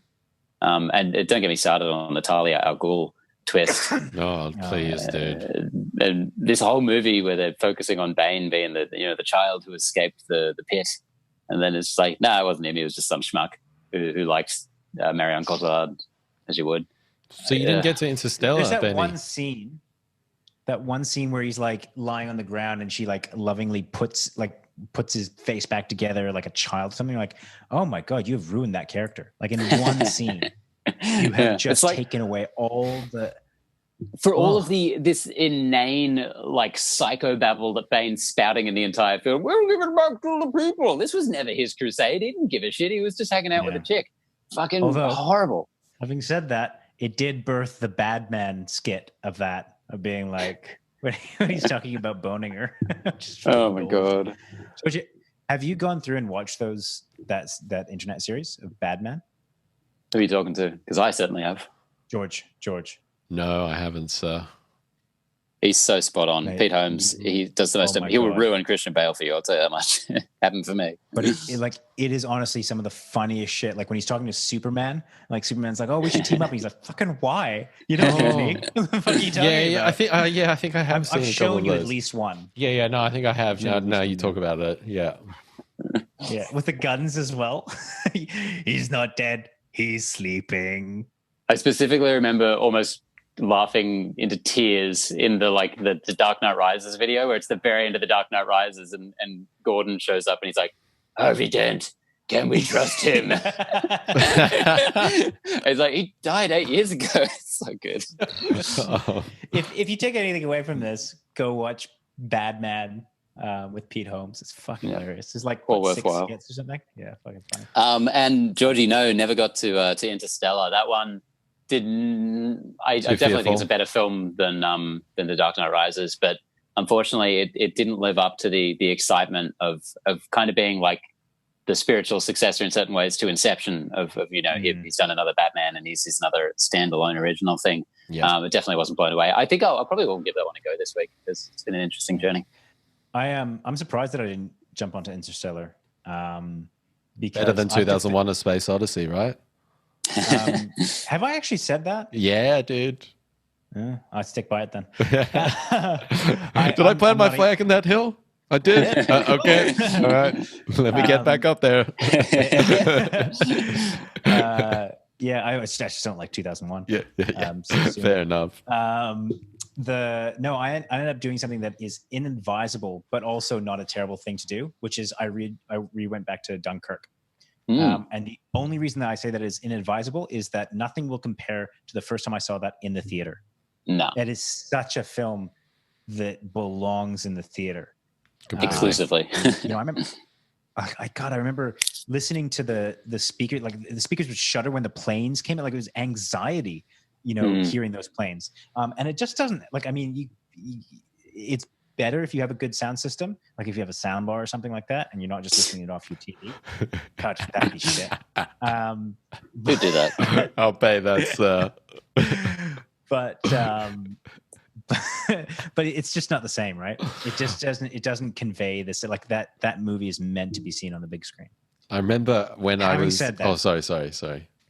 I was to say, having said that, having got that like gripe out of the way, it is still a spectacular film, and so cleverly put together, and it still conveys, like, not in the same gravity, but it still conveys that anxiety, that kind of like that pressure. I was in the interview that I was watching with him, he was talking about a lot of those techniques, and one of them being the suddenly I've forgotten it. It's the tone. What is the tone that increases? Oh yeah, the perpetually increasing tone. Yeah. Shepherd's tone. Shepherd's tone. Yeah.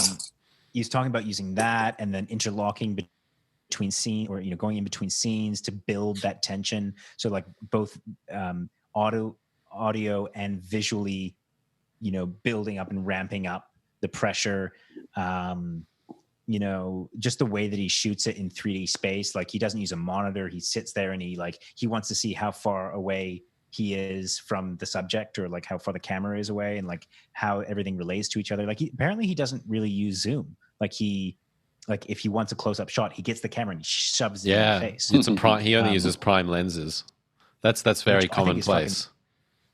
That's, it's really interesting that he's taken that tact with it. It makes it feel a little bit more visceral.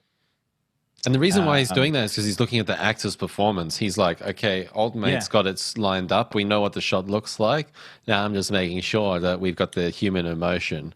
And that's where I'm looking into their eyes and experiencing the And he take. is right next to the camera, so he kind of sees how everything sits around, but like he's not sitting there like this. Stare at a monitor, Like you look at Ridley Scott in his little tent with his 14 TVs there. It's a completely different world. Kind of like, and good on, like, if you're able to do that, if you're able to look at like all those monitors and like concoct something in your head as to what's meant to happen, then fucking that's impressive on its own. Yeah. Ozymandias level. But look, I think that film is subtle genius. It doesn't quite top Inception for me, because I think Inception is the best of everything that Nolan has. It's just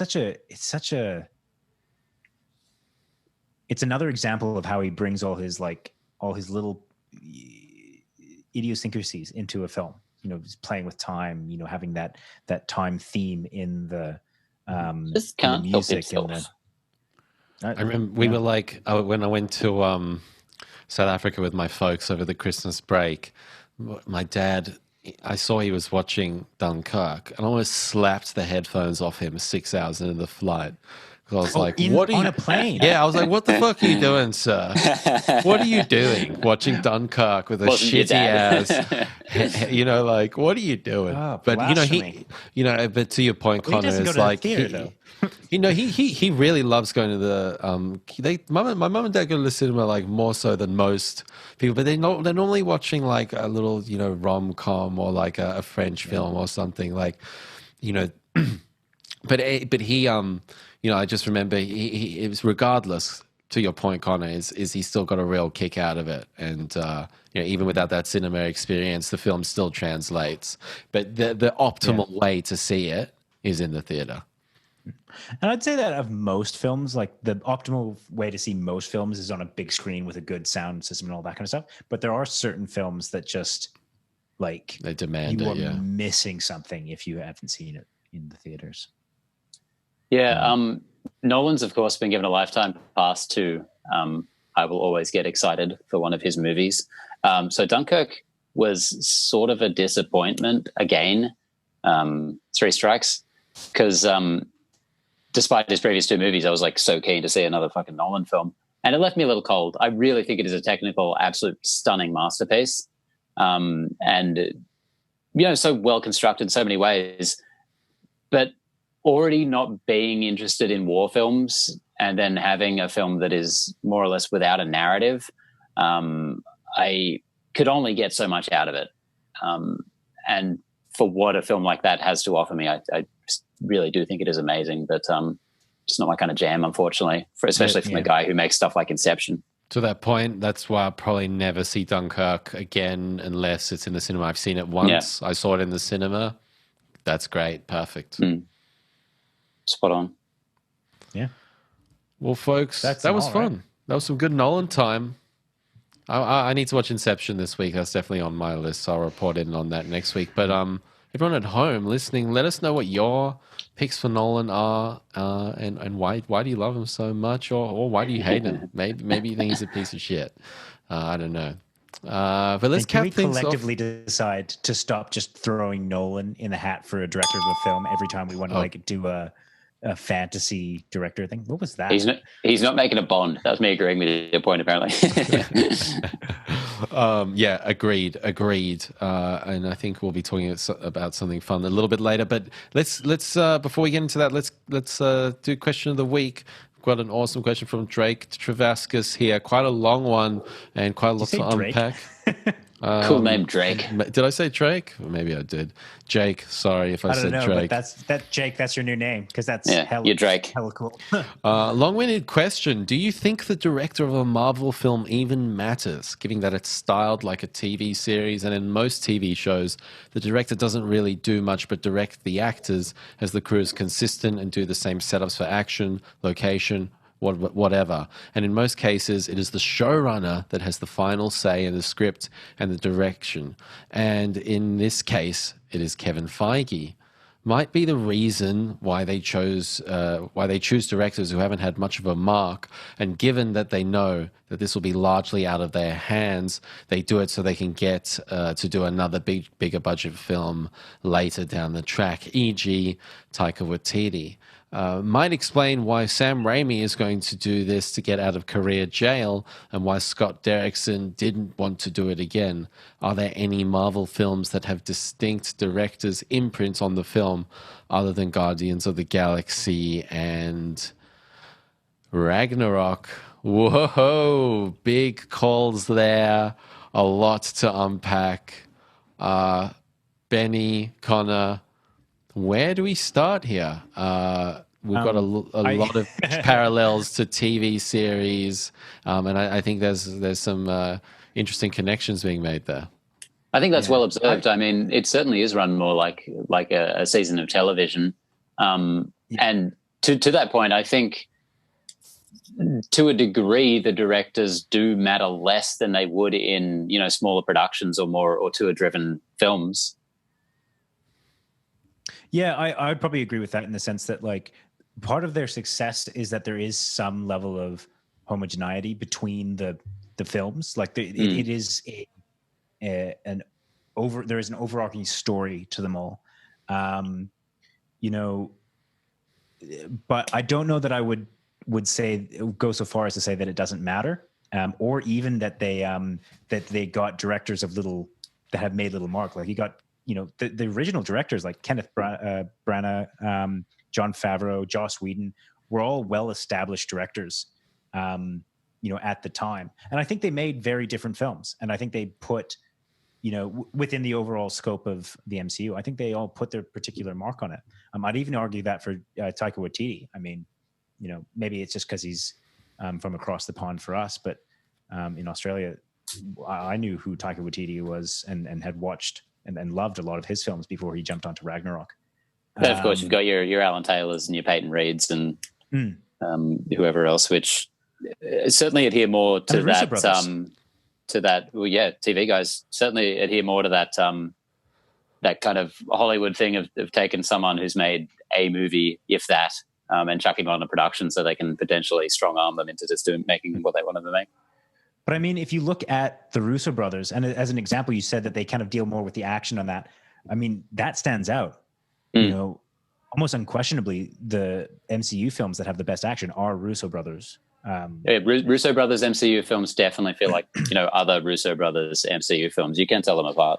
I think this sort of leads to my overall viewpoint here is that within what you're given, that Marvel gives you, you can really shape that to how you want. And I do think to all of those different points, all those different directors, they do have a different flavor. But but Marvel has all the CGI is going to have a similar sheen to it. All the production design is going to have a cohesiveness to it.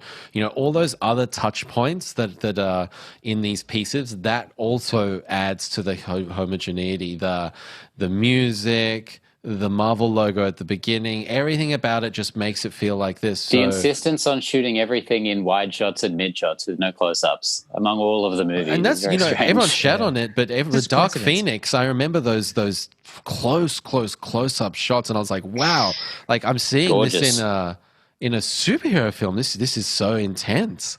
I wasn't used to it. The production, though, because we were actually just talking to someone that has worked in terms of the art department on a Marvel film, and they said that they, going in, they thought there was going to be a lot less room for individual expression or bringing ideas to the table. And he said it was the exact opposite. In fact, like they were given license actually to do their own thing.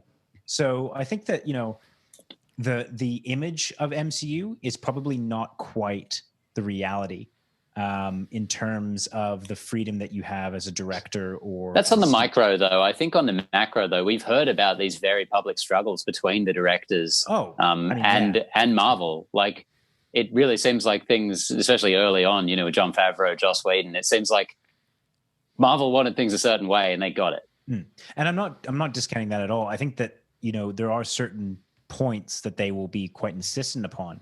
But I don't think that, I think that if you work within those, I think there's more leniency than perhaps some people give it credit for. And that's how you get things like Ragnarok, or, how you get things like, what is hopefully going to be a Raimi film, Raimi film that is like really, perhaps breaks the mold a little bit on what we would expect out of an MCU film.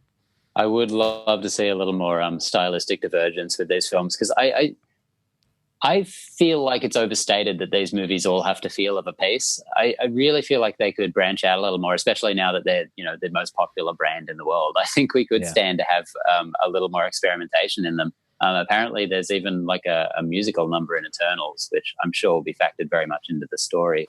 But I'm really keen to see a bit more experimentation. Yeah.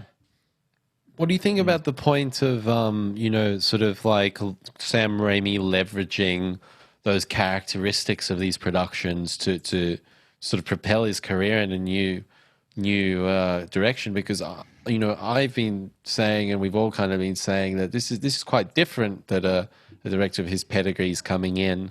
That's something that never occurred to me, and sparks an interesting question. I mean, it kind of depends on why Raimi hasn't been working for the last couple of years. Is he in director's jail, or is he just taking time? I haven't looked into it at all. I have no idea. If he is in director's jail, I would think something more like the way Shyamalan got out of there would be the way to go. As a smaller film, like he did with Drag Me to Hell, Raimi, that is. I don't know if jumping back into the machine would necessarily help him, especially if, kind of as the question posits, the director is less important than we would hope. Raimi does feel like the kind of person that wouldn't work because he's an auteur and he just hasn't found something that interests him, or a project. Like, I can't, I don't know, but I do feel like I agree with you, Ben. If he was going to jump back into the fray, this seems like an odd way to do it, because this just seems so off brand for him. Like, this just doesn't seem, and maybe that's the point. Maybe he's like, I can play the good company man. Please give me more money. Raimi making a Marvel superhero film? What is this? Well, it Just ended, kidding, I'm kidding. Famously disastrous. So, anything else to add to this question, guys, or are we all wrapped up here? Nope. Look, I think that it's somewhere in the middle. It's it's as not with all the difference. things. Yeah, it's not. You're not gonna have like the Zack Snyder-y style of like, oh, this is definitely a Zack Snyder film. But you're also like, I also don't think it's as by the numbers as people think. Yeah, I tend to agree. All right, guys, what a fun episode. And we've been teasing this all episode, so time to announce something fun for next week. This is an awesome idea that Benny pitched to us in the group chat that we thought would be a really fun way for us to kind of engage with you guys and have something a little bit more fun to do, and a little bit of weekly assignment. Benny, do you want to take it away with what you're thinking here, dude? Yeah, sure. A friend of mine asked me for a bunch of movies to watch, and I really admire his taste. I love hearing what he thinks about films. So the idea of him watching a bunch of things that I told him to watch, and then having him tell me how great I am at picking films, was just kind of infectious. I don't know if that's a taboo word right now. So I thought, wait, what if I could convince the podcast guys to let me tell them to watch movies and they have to watch them? Not 6 years down the line, the George method, but within a week that I said it. You've forgotten the best part of the George message, which is to forget that you recommended it and then recommend it back to you. Yes. So we'll have this on. We'll have this. That's the whole punchline with it. So yeah, I basically thought we could have a book club with films, a film book club, if you will, movie book club. And we decided that Connor would take away the first recommendation. So so every week, guys, we're going to basically pick a film and we're going to watch it and then discuss it the next week, and then you guys at home can watch along. It can be a film that you've seen. It doesn't have to be. It can be a film that you haven't seen. My first thought went to Evil, to make you guys watch films that you didn't want to watch. I think my first suggestion was King Arthur, which I personally found hilarious. And I my own rules, I say there's no vetoes. So if you say that shit, we got to watch it. Yeah. Would it be great if the last second I switched around and I said King Arthur? No, say the real one, Connor. King Arthur. It's clicking. There's still a part of my brain that's like, just fucking do it. My first pick was one that I knew that George hadn't seen. So I intentionally brought it in here because I know that I just have a feeling that he'll love it. And it's Prisoners, which ironically we actually mentioned earlier in the episode. Denis Villeneuve's Prisoners. Yeah, for next week we'll all have seen Prisoners. It is one that I have seen before. It's one that I really love. It's one of the first films that made me fall in love with Villeneuve, who I don't think I ever mentioned. So that's where we're at. So everyone Good at thing home, you learned how to pronounce his name, Connor. It only took 6 years. I still can't pronounce Del Toro's name. Like, it just like names escape me. It could be like Bob. I'm probably sure to get wrong at some point. But so everyone at home, go ahead and watch Prisoners for next week, and hit us up on social media if you have any questions or something you want to talk about in regards to that film that we can bring up during the discussion. And we will also have a film to be talking about for the week after that. So we'll be announcing that on next week's episode. And something else I wanted to say, but I'm forgetting what I'm going to say. Something about this. Creators episode? Yeah, Creators episode. Creators episode will be up later this week. 150th? 150th episode next week of the weekly show. So we've been doing this for 3 years, this podcast. Slogging away, baby. Slugging away, man. But, it's really like we were just catching up before. I'm going to get a little bit mushy with you guys here. I know Connor's been busting my balls, week. But, I'll get mushy next week. But just having a chat with you guys is just super fun, especially in quarantine where I've been feeling, not the greatest at times, and it's just good to just hang out and chat with you guys, and if we can bring this conversation to the people with this movie book club, I'm all for it. It does. It does make me feel as though we never really stopped working at the back of the movie theater. Mm-hmm. It's. Feels like we're doing chalk tops out back. Yeah, exactly. Good times. All right, guys. So Prisoners for next week. That's everyone's homework. I don't want to be seeing nobody watching, especially me because I haven't seen it. And that was fun. All the best, Connor, Benny. We'll see you next week. And happy watching. Bye. I'm just happy I made it through an entire episode with my video. How good. Yeah, seriously. Woohoo. Well done. Completely fuck up. Well done, sir. All right. Oh, Connor, we're listening. Yeah, of course.